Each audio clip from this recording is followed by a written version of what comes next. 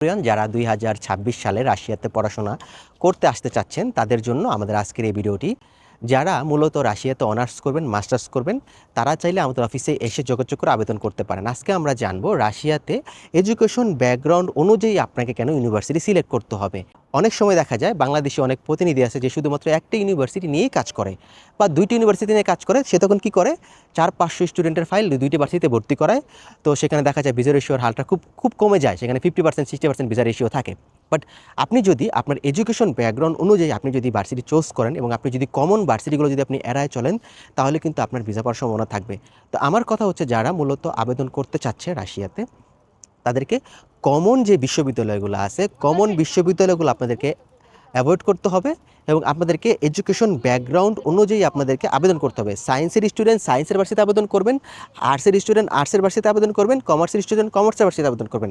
তখন কি হবে, আপনি যখন ইনভিটেশন যখন আসবে, আপনি যখন এম্বাসি ফেস করবেন, আপনার ভার্সিটি ম্যাচ করার কারণে এবং আপনার এডুকেশন ব্যাকগ্রাউন্ড ঠিক থাকার কারণে আপনাকে কাউন্সিলর আপনাকে ভিসা দিবে এবং ইন্টারভিউ আপনি কিন্তু জটিলতার শিকার হবে না। অনেক সময় দেখা যায় একটা আর্টসের স্টুডেন্টকে নিয়ে একটা প্রতিনিধি সে কী করছে, একটা সায়েন্সের ভার্সিটিতে ভর্তি করে দিছে। তখন এম্বাসি স্টুডেন্ট যখন ইন্টারভিউ দিছে, তখন স্টুডেন্টকে এম্বাসি থেকে কাউন্সিল স্টুডেন্টকে বলতেছে, এটা তো সায়েন্সের ভার্সিটি, এখানে তো তোমার কোনো সাবজেক্ট নাই, তুমি কেন এখানে ভর্তি হয়েছো। তখন তাকে একটা রিজেকশন, একটা সিল দিয়ে দিছে। অনেক সময় তাকে ভিসা দেয় না। আবার অনেক সময় দেখা গেছে যে সায়েন্সের স্টুডেন্টকে নিয়ে আর্টসের ভার্সিটিতে ভর্তি করে দিছে। তখন কি হয়েছে, ওই স্টুডেন্টের ওখানে আর্টসের ভার্সিটিতে কোনো সাবজেক্টই নাই, তখন সে সেখানে আর চান্স পায় নাই, তখন সেখানে তার ভিসা হয়নি।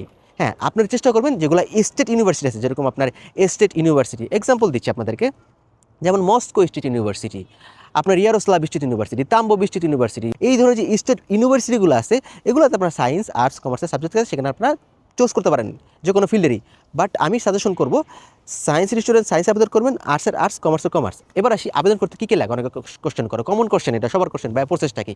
আবেদন করতে তেমন কিছু লাগে না, আইএলটিএসের দরকার নাই, ব্যাঙ্ক স্টেটমেন্টের দরকার নাই, আপনার লক্ষ লক্ষ টাকা থাকতে হবে না, কিন্তু আপনাকে স্বাবলম্বী হতে হবে। আপনার ফ্যামিলি আপনাকে যে পড়াশোনা করাবে সেটা যাতে তাদের সক্ষমতা থাকে। প্রতি বছর আপনাকে যে টিউশন ফি দিবে 2 লক্ষ, 2.5 লক্ষ, 3 লক্ষ বা 4 লক্ষ টাকা, সেটা যদি আপনার ফ্যামিলি যদি দিতে পারে, তাহলে আপনি আবেদন করতে পারবেন।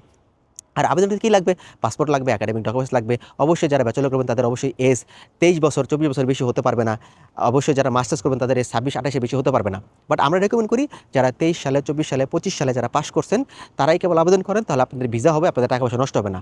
অনেকে আসছে কী করে, অনেক পুরাতন স্টুডেন্টকে ভর্তি করে দেয়, কোনো একটা চিপ আছে একটা ভার্সিটিতে ভর্তি করে দিল, দেখা গেলো পড়াশোনা ভিসা পারে না, কিন্তু তার টাকাগুলো অনেক টাকা নষ্ট হয়। আমরা চাই এটা নষ্ট হোক। আর যারা মাস্টার্স করবেন তাদের অবশ্যই এরকম সেম 2022, 23, 24, 25 এরকম যদি ব্যাচেলর করা থাকে, তাহলে আপনাদের জন্য ভালো হবে ভিসা পাওয়ার ক্ষেত্রে।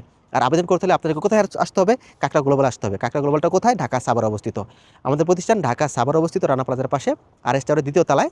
স্ক্রিনে দেখুন হোয়াটসঅ্যাপ নাম্বার, যোগাযোগ করে আপনারা আবেদন করতে পারেন। যদি কারো কোনো কোশ্চেন থাকে কোশ্চেন করতে পারেন, আমরা অবশ্যই রিপ্লাই দিব। আল্লাহ হাফেজ।